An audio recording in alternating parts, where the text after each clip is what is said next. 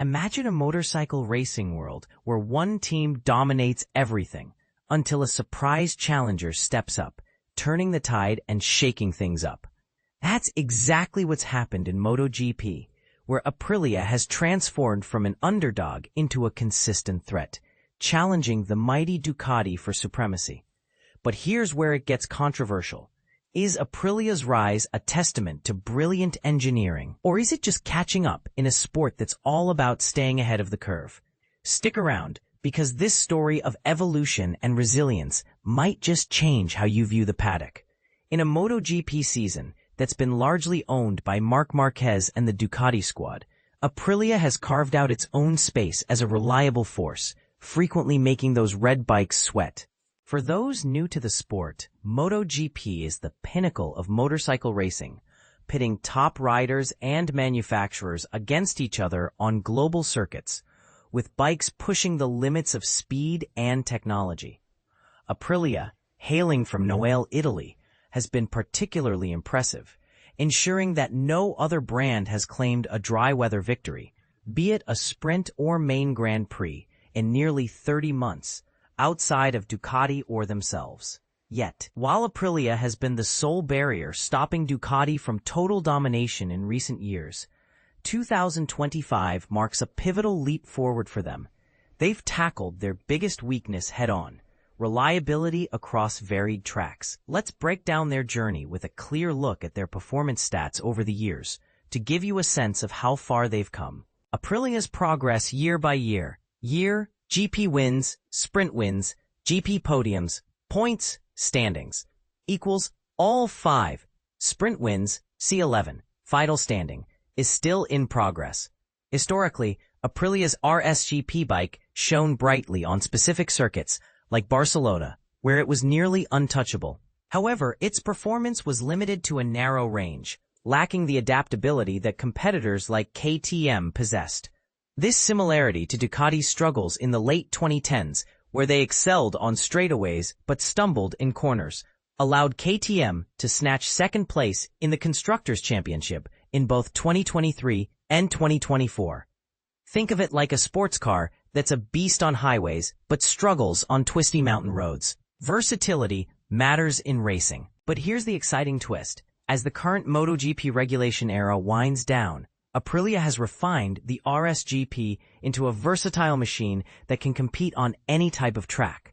Their CEO, Massimo Rivola, put it succinctly: "We were incredibly quick on the sweeping sections, which was a hallmark of the Aprilia, but now we're also holding our own on stop-and-go circuits." Overall, the bike is improving steadily. A key milestone was the end of 2024 leadership shift, bringing in Fabiano Sterlachini as technical director. Sterlachini, who previously worked closely with Gigi Dall'Igna at Ducati and spent 3 years at KTM, has driven significant advancements. Under his guidance, Aprilia has secured podiums in 6 of the last 9 Grands Prix, resolved overheating issues in hot Asian climates, and boosted team morale. Sterlachini explained the psychological side of racing. In this sport, success blends technical know-how with belief, how much faith you have in your work. It's not always about equations or simulations. You need to trust your efforts.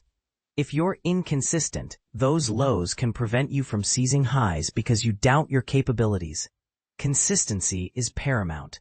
A strong showing in one race might just be luck, but sustained results prove you're progressing. This steadiness has been crucial for Aprilia, especially with star rider Jorge Martin sidelined by injuries for much of the season. They've leaned on 2025 newcomer Marco Bezzecchi, who delivered a stellar win at the British Grand Prix and nearly repeated it in Indonesia before a rare mistake. In Mandalika, Aprilia unleashed power reminiscent of their 2024 America's GP triumph, with Bezzecchi grabbing pole by 4/10 and bouncing back from 8th to win the sprint. That said, building a more balanced bike meant sacrificing some of their Barcelona brilliance. In 2023, Aprilia dominated with a 1-2 finish at the Catalan GP, a rare moment where Ducati was utterly eclipsed. By 2024, they slicked a bit, though Aleix Espargaro clinched pole and a sprint victory. In 2025, no Aprilia rider qualified or finished in the top 5, sparking debates about whether they've regressed. But Sterlachini offers a nuanced view. Performance is relative. Even if our bike is faster than last year, and it is, the competition might have advanced more. Outsiders might see us as weaker, but we've actually improved lap times. Factors like focus testing play a role. Ducati, after our 2023 Barcelona success, invested heavily in testing there. They've closed the gap, and we must account for that to gauge our true standing. What's key is our proximity to the top. Over the last 10 races, we're consistently in the top 3 to 5.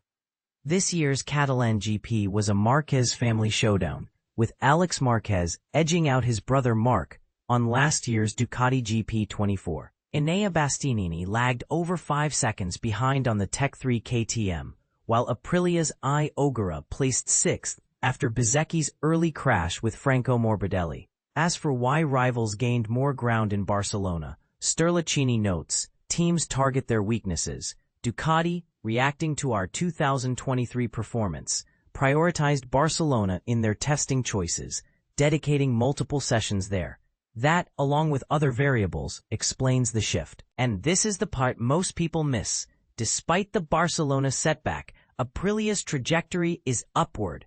Competing with a reduced lineup, the RSGP is still robust enough to aim for second in the Constructors' Championship, trailing KTM by 28 points with 4 races left. KTM's resurgence, fueled by a new aero package from Austria, has been erratic, giving Aprilia an edge. Sterlachini targets second place. Our initial goal was top 5 in riders standings and beating KTM for second. We've dropped points due to errors and external factors, like Barcelona's 0-0 for Bezzecchi, but we've clawed back via Ogura's strong showing. Second in manufacturers is achievable. The Indonesian GP highlighted a final challenge, rider depth.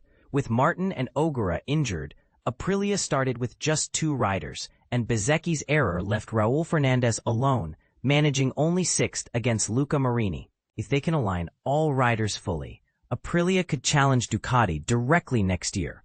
This evolution raises questions.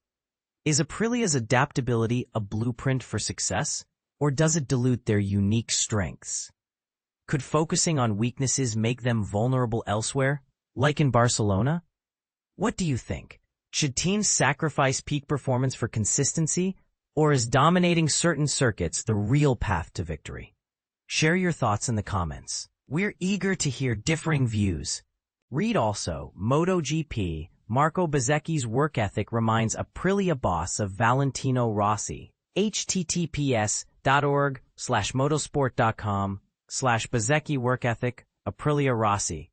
106634, MotoGP. Aprilia interested in Miguel Oliveira as MotoGP test rider but needs BMW approval. https://motorsport.com/MotoGP news. Aprilia interested in Miguel Oliveira as MotoGP test rider but needs BMW approval. 106667. We want your opinion. What would you like to see on motorsport.com? Take our 5-minute survey. The motorsport.com team.